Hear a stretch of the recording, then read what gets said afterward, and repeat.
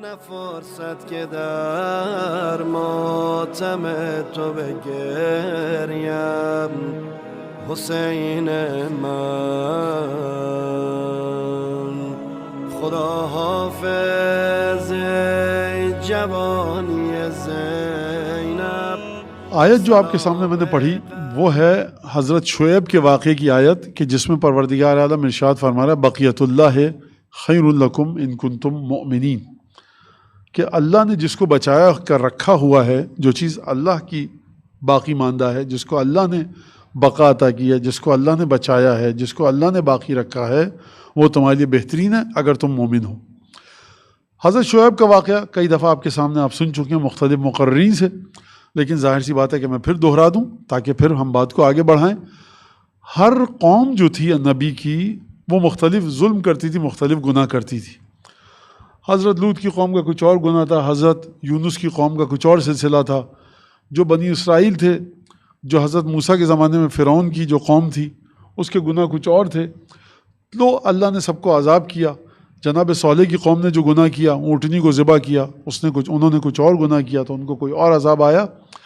حضرت شعیب کی جو قوم تھی اس کے 2-3 گناہ تھے، اس میں سے ایک یہ تھا کہ شعیب کی قوم ناپ تول میں کمی کرتی تھی۔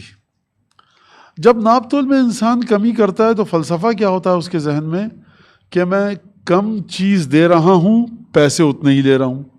اگر آپ میرے پاس آئیں دال چاول آٹا لینے کے لیے اور کہ مجھے 1 کلو آٹا دے دیجئے تو میں آپ کو 900 گرام آٹا دوں، 100 گرام آٹا میرے پاس رہا۔ سرکار نے قیمت کتنی رکھی ہوئی ہے؟ فرض کیجئے 500 روپے کا 1 کلو آٹا ہے، تو میں نے پیسے تو آپ سے 500 روپے لیے، لیکن آٹا میں نے آپ کو 1 کلو نہیں دیا بلکہ 1 کلو میں 100 گرام کم دیا۔ اس کا مطلب کیا ہے؟ اس کا مطلب ہے کہ اگر 10 گاہک آئیں میرے پاس تو میں نے 1 کلو آٹا بچا لیا، 500 روپے میرے پاس بچ گئے۔ تو یہ انسان کی سوچ ہے کہ میں نے کم چیز دے کر زیادہ پیسے لے لیے تو میرے پاس پیسہ زیادہ آ جائے گا، میں دولت مند بن جاؤں گا۔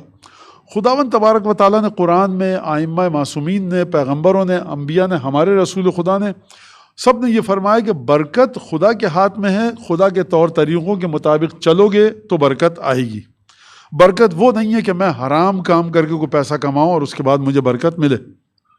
لہٰذا جناب شعیب نے اپنی قوم کو منع کیا، کہا کہ یہ کام مت کرو، اور پھر خدا نے یہ آیت نازل کی، تم یہ سمجھ رہے ہو کہ تم نے ناپ تول میں کمی کر کے جو چیز اپنے پاس بچا کر رکھ لی وہ خیر ہے، وہ اس میں برکت ہے، اس میں بھلائی ہے۔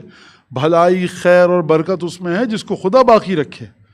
خدا کس چیز کو باقی رکھتا ہے؟ جو خدا کے حکم کے مطابق انجام دی جائے۔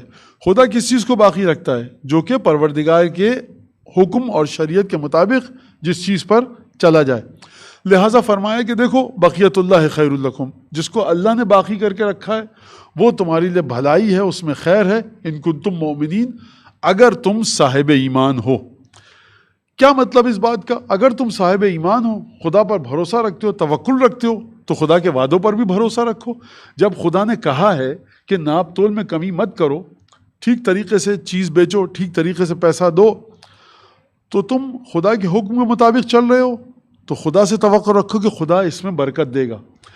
اصولاً اور اساساً برکت، خیر، بھلائی یہ انسان کے اختیار سے باہر ہے کہ انسان اپنے بنائے ہوئے قوانین پر چلے اور برکت اور بھلائی کی توقع رکھے۔ برکت، بھلائی، خیر اس وقت آتی ہے کہ جب خدا کے حکم کے مطابق چلا جائے۔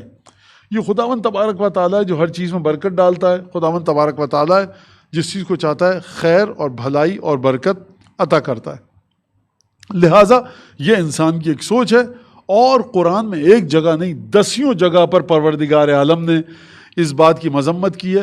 قارون کا واقعہ آپ کے سامنے سورہ قصص کا، الأجل مولا مولا